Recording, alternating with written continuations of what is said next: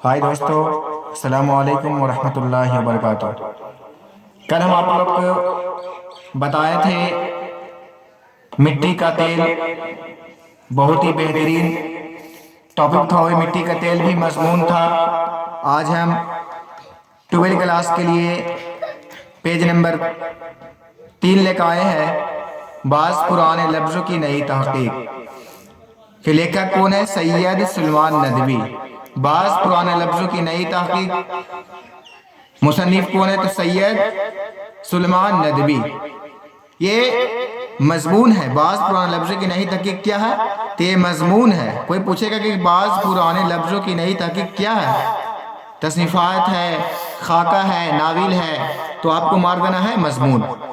اب یہاں سے کوشچن کی طرف چلتے ہیں۔ سوال نمبر 1 ہے کہ عربی میں ناشتہ کو کیا کہتے ہیں؟ عربی میں ناشتہ کو کیا کہتے ہیں؟ تو آپ کو جواب لکھنا ہے کہ عربی میں ناشتہ کو فطور کہتے ہیں۔ ٹھیک ہے۔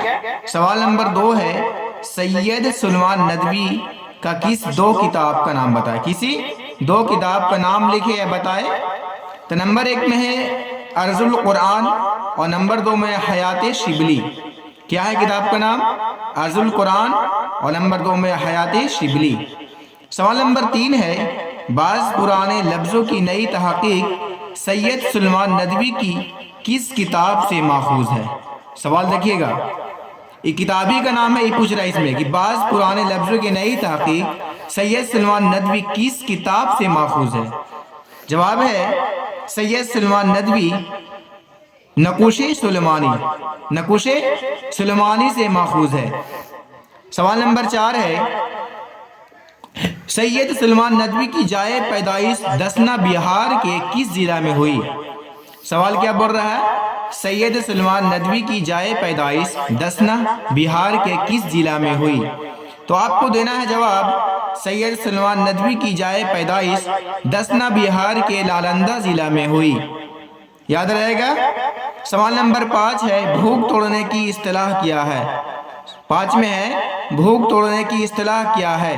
آپ کو لکھنا ہے جواب میں ناشتہ بھوک توڑنے کا ایک اصطلاح ہے۔ ناشتہ بھوک توڑنے کا ایک اصطلاحی نام ہے۔ ناشتہ کو بولتے ہیں بھوک توڑنے کا ایک اصطلاحی نام۔ سوال نمبر 6 ہے سرخی سے کیا مراد ہے؟ سوال نمبر 6 میں ہے سرخی سے کیا مراد ہے؟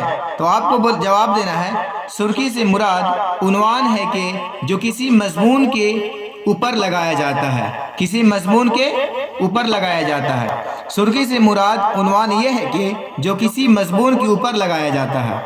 سوال نمبر 7 ہے احدی اور احدی کے فرق کو واضح کیجیے۔ یہ لکھا ہوا ہے احدی اور احدی، زبر سے دیکھیے گا، احدی اور احدی کے فرق کو واضح کیجیے، یعنی فرق کیا ہے؟ جواب دینا ہے کہ احدی کے معنی سست اور کاہل کے ہیں، اور احدی کے معنی اکیلا، تاریخ سے فرق یہی ہے۔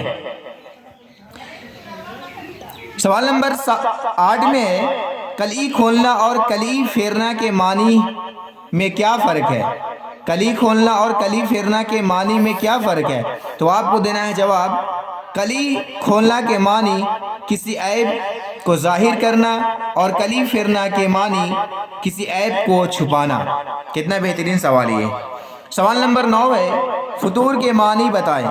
تو جواب دینا ہے آپ کو فطور کے معنی عربی میں توڑنے کے ہے۔ سوال نمبر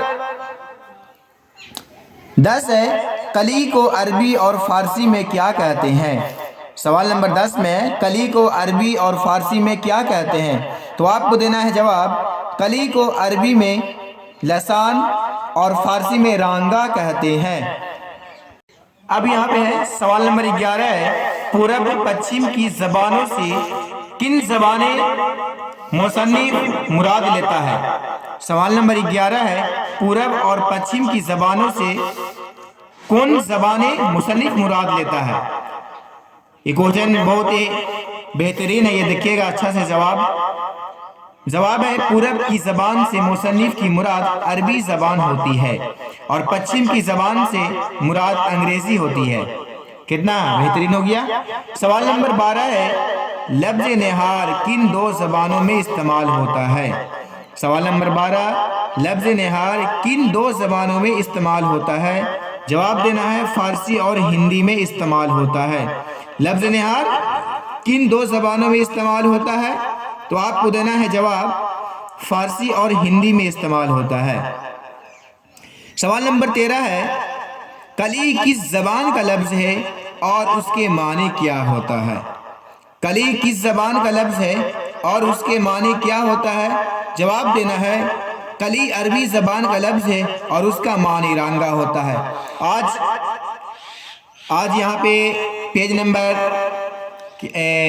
مٹی کا تیل تو ہو گیا تھا، یہ آج بعض قرآن لفظوں کی نہیں تحقیق، اور میرے چینل کو سبسکرائب کریں، شیئر کریں، کمنٹ کریں، انشاءاللہ واضح۔ السلام